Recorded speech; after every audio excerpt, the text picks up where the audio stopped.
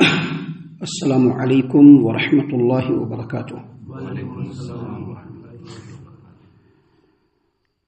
اعوذ باللہ السمیع العلیم من الشیطان الرجیم من ہمزہ ونفخہ ونفثہ، بسم اللہ الرحمن الرحیم۔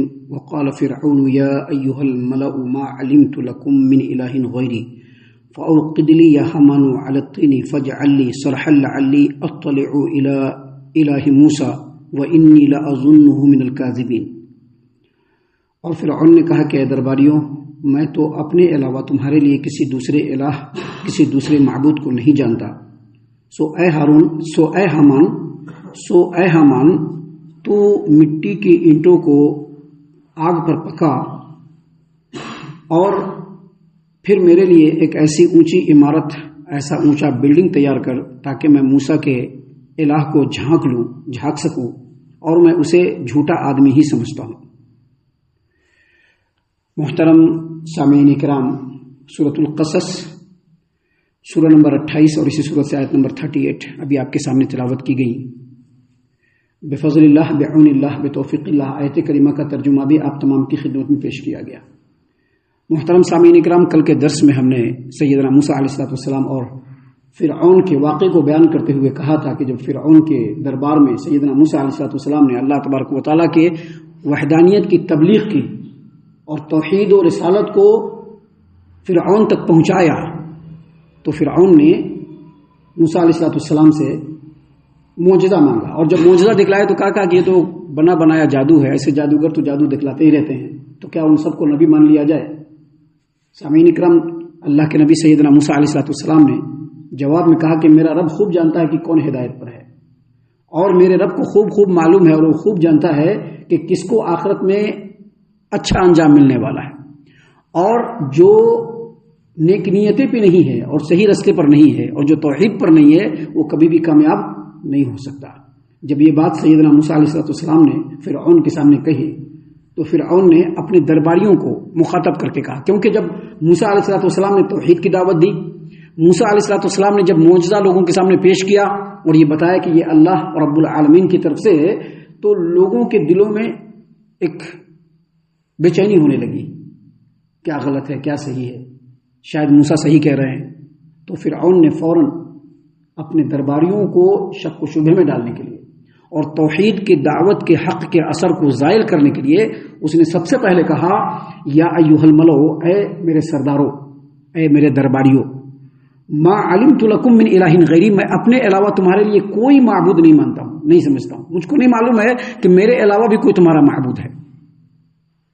اصل میں فرعون جو ہے وہ خدائی کے دعوے میں اس حد تک پہنچ چکا تھا کہ اس نے ملک کے سارے وسائل، سارے معاش پہ قبضہ کر لیا تھا، کچھ بھی ہوتا تھا تو فرعون کے اشارے کے بغیر ہو نہیں سکتا تھا۔ دوسری بات، فرعون اپنے حکومت میں، اپنی حکمرانی میں، اپنی سیاست میں، اپنے حکم میں اپنے سے اوپر کسی کو نہیں مانتا تھا۔ اور تیسری بات، اگرچہ فرعون دوسرے مشرکوں کی طرح سے اس کائنات کا خالق اللہ کو مانتا تھا، اللہ کے علاوہ دوسرے معبودوں کو بھی وہ معبود مانتا تھا، لیکن یہ جو فرعون، جو مصر کے فرعونہ تھے، ان کا یہ عقیدہ تھا، یہ ماننا تھا کہ یہ لوگ سورج دیوتا کے اوتار ہیں۔ فرعون لوگ اپنے آپ کو سمجھتے تھے کہ یہ لوگ سورج دیوتا کے اوتار ہیں، اور اسی لیے اپنے رعایا سے اپنی پوجا پاٹ بھی کروایا کرتے تھے۔ اسی لیے اپنے درباریوں کو کہا، اپنے سرداروں کو کہا کہ ما علمت لکم من الہ غیری، اے درباریوں، میں تو اپنے علاوہ تمہارے لیے کسی معبود کو نہیں جانتا، نہیں سمجھتا۔ اور پھر اس نے کہا، یا حامان فاوقد لی یا حامان علی الطین فاجعل لی صرحا لعلی، اے حامان ایک کام کرو، مٹی کا اینٹ جو ہے وہ آگ میں پکاؤ اور میرے لیے ایک بلند و بالا بلڈنگ بناؤ، حویلی بناؤ، ایک بہت اونچا مکان بناؤ۔ کیوں؟ لعلی اطلع الی الہ موسیٰ، تاکہ میں وہاں اوپر پہنچ کر کے، ایک دم اوپر جا کر کے موسیٰ کے معبود کو جھانک کر کے دیکھ سکوں۔ وانی لاظنہ من الکاذبین، اور میں سمجھتا ہوں کہ موسیٰ جھوٹا ہے۔ یہ جو بات فرعون نے کہی وہ اصل میں اپنے درباریوں کو، لوگوں کو الو بنانے کے لیے کہا۔ کیسے الو بنانے کے لیے کہا؟ یہ بالکل اسی طرح سے کہا جیسا کہ آج سے کچھ سالوں پہلے اسی دنیا میں ہم لوگوں کے درمیان میں ایک ایسا ملک ہے جو کمیونسٹ ہے، دہریت پسند ہے، دہریہ دہریے لوگ ہیں اور دہریت پسند ہیں اور کمیونسٹ حکمرانی ہے وہاں پر، ان لوگوں نے ایک اسپورٹنگ طیارہ تیار کیا اور اس نے آسمان میں چھوڑا۔ جب وہ طیارہ آسمان میں گیا تو چند لاکھ میل دور اوپر جا کر کے پھر واپس آ گیا اور آ کر کے لوگوں میں یہ کہنا شروع کیا کہ ہم لوگ اتنے لاکھ میل اوپر گئے تھے، وہاں پر مسلمانوں کے اللہ کو ہم لوگوں نے نہیں پایا۔ حالانکہ یہی کمیونسٹ اور یہی دہریت پسند لوگ جو اپنے آپ کو سائنٹسٹ کہتے ہیں، ان لوگوں نے جب اس پورے دنیا کی تحقیق کیا، آسمان کی تحقیق کی، زمین کی تحقیق کی، تو ان لوگوں نے کیا بتلایا کہ ہماری زمین سے جو سورج ہے، سورج دکھ رہا ہے نا ہمارے سامنے، یہ جو سورج ہمارے سامنے دکھ رہا ہے، یہ جو ہماری زمین سے جو سورج ہے وہ ہم لوگوں سے 9 کروڑ 30 لاکھ میل دوری پر ہے، سورج ہماری زمین سے۔ اور یہ جو سورج ہے، سورج کے ارد گرد میں ہماری زمین کیا ہے؟ چکر کاٹ رہی ہے۔ اور یہ جو سورج ہے، اس سورج کا جو ہے تیسرا سیارہ یہ ہماری زمین ہے، اور اس سورج کا جو ہے 9واں سیارہ جو ہے یہ ایک پلوٹو ایک ہے سیارہ، پلوٹو۔ یہ پلوٹو جو ہے یہ ہماری زمین سے 13 ارب 68 کروڑ میل دور پہ ہے۔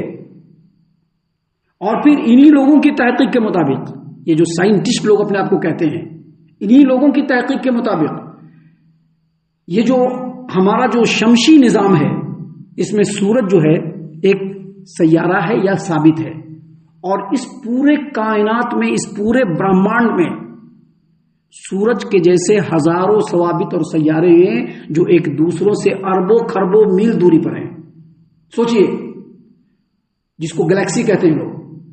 اور یہ بات بالکل طے ہے، ان لوگوں نے خود کہا ہے کہ یہ بات بالکل طے ہے کہ ہماری زمین سے جو سورج کی دوری ہے وہ 9 کروڑ 30 لاکھ میل دوری پر ہے، اور سورج جب روشن ہوتا ہے، ابھی اندھیرا ہے، ابھی تھوڑی دیر میں سورج روشن ہوگا، تو سورج جو روشن ہوتا ہے تو سورج کی کرنیں سورج سے زمین پر پہنچنے میں 8 منٹ کا ٹائم لگتا ہے۔ کتنا منٹ کا؟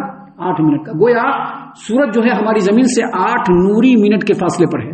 ان لوگوں نے یہ بھی کہا ہے کہ تو سورج یہاں پر سے 8 منٹ کے نوری فاصلے پر ہے، لیکن اسی برہمانڈ میں، اسی گلیکسی میں بہت سارے ایسے سیارے ہیں، ایسے ستارے ہیں جو ایک دوسرے سے ہزاروں نہیں بلکہ لاکھوں نوری منٹ کے فاصلے پر ہے۔ اب سوچئے، یہ تو صرف ہم نے جو بتلایا ہے ایک مختصر بتلایا ہے، جس کا مطالعہ کن لوگوں نے کیا ہے؟ انسانوں نے کیا ہے۔ بہت سارے ایسی عجائبات ہیں ابھی اس کائنات میں جس تک انسان پہنچ بھی نہیں سکا ہے۔ اب اتنی بات ہونے کے باوجود یہ بے وقوف اور احمق لوگ ایک جو ہے راکٹ تیار کریں، ایک طیارہ تیار کریں، اور ذرا لاکھوں میل اوپر جا کر کے کہیں کہ ہم نے مسلمانوں کو اللہ کو نہیں پایا، اس سے بڑی بے وقوفی کچھ نہیں ہو سکتی۔ ہمارا رب تو اس سے بھی اعلیٰ تر ہے، اور اس سے بھی زیادہ۔ جس ملک کا میں نام بتلا رہا ہوں، اس ملک میں سلیبس میں جب اس کو داخل کیا گیا اور جب لیکچرر پڑھا رہا تھا تو اسی لیکچرر کے سامنے ایک لڑکی جو طالبہ تھی، اس نے کہا کہ ہمارا رب تو اس سے بھی بہت اوپر ہے، تم یہ 8-9 لاکھ میل دور پر آ کر کے چلے آئے اور تم کہتے ہو کہ اللہ کو ہم نے نہیں پایا، ہمارا رب تو اس تمام سے اوپر ہے۔ تو اصل میں یہ جو سائنٹیفک دلیل دیا تھا اس حکومت نے لوگوں کو الو بنانے کے لیے، کیوں؟ تاکہ لوگوں کو یہ سمجھ میں آئے کہ جو مسلمانوں کا جو اللہ کی جو بات ہے یہ صرف ڈھونگ ہے۔ بالکل اسی طرح سے فرعون نے بھی یہاں پر کہا، دوسرا اور کوئی بات نہیں تھا۔ فرعون کا ارادہ بالکل نہیں تھا کہ کوئی بلڈنگ بنایا جائے، اور نہیں حامان نے کوئی بلڈنگ بنایا۔ لوگوں کو بیوقوف بنانے کے لیے فرعون نے اپنے وزیر حامان سے کہا کہ فَأُوقِدْ لِي يَا حَامَانُ عَلَى الطِّينِ، اے حامان میرے لیے تو مٹی کے اینٹوں کو آگ میں پکاؤ، اور پھر فَاجْعَل لِّي سَرْحًا لَعَلِّي، سرحا کہتے ہیں ایک بلند و بالا مکان کو، جس کے بالکل اوپر پر چڑھے انسان تو بہت اونچا دکھے۔ کہا کہ میرے لیے ایک ایسی بلڈنگ بناؤ جو انتہائی اونچی ہو، میں اس بلڈنگ پر چڑھ کر کے موسیٰ کے الہ کو یعنی اللہ کو جھانک کر کے دیکھ سکوں، اور میں سمجھتا ہوں کہ یہ جھوٹا ہے۔ یہ بات اس نے کیوں کہی؟ اس لیے کہی تاکہ جو لوگ تھے اس کے اوپر سے وہ لوگ بیوقوف بن جائے، الو بن جائے، اور جو توحید کا جو اثر اور توحید کی دعوت کا جو اثر ان لوگوں پر ہو رہا تھا وہ زائل ہو جائے۔ اس لیے اس نے یہ بات کہی۔ آگے موسیٰ علیہ السلام کے بارے میں اور فرعون کے بارے میں اللہ نے کیا فرمایا ہے آگے انشاءاللہ کنٹینیو ہے، جس کو انشاءاللہ کل اور کل کے بعد کے درس میں ہم آپ کے سامنے پیش کریں گے۔ ہم اللہ سے دعا کرتے ہیں کہ اللہ تعالی ہم تمام کو ان باتوں پر غور و فکر اور تدبر کرنے کے ساتھ ساتھ اللہ کے کلام قرآن کریم کے مطابق ہم تمام کو زندگی گزارنے کی توفیق عطا فرمائے۔ اللہ تعالی ہم تمام کو صحیح معنوں میں پکا سچا مومن مسلمان بنائے، اللہ اور اس کے رسول صلی اللہ علیہ وسلم کی اطاعت و فرما برداری کرنے والا بنائے، صحابہ کرام رضی اللہ عنہم کے طریقے پر چلنے والا بنائے، جنت الفردوس میں جگہ عطا فرمائے۔ اے اللہ ہم تمام کو جہنم سے پناہ دے، اے رب العالمین ہم تمام کو جہنم سے پناہ دے، اے مالک الملک ہم تمام کو جہنم سے پناہ دے، آمین یا رب العالمین۔ وما علینا الا البلاغ المبین۔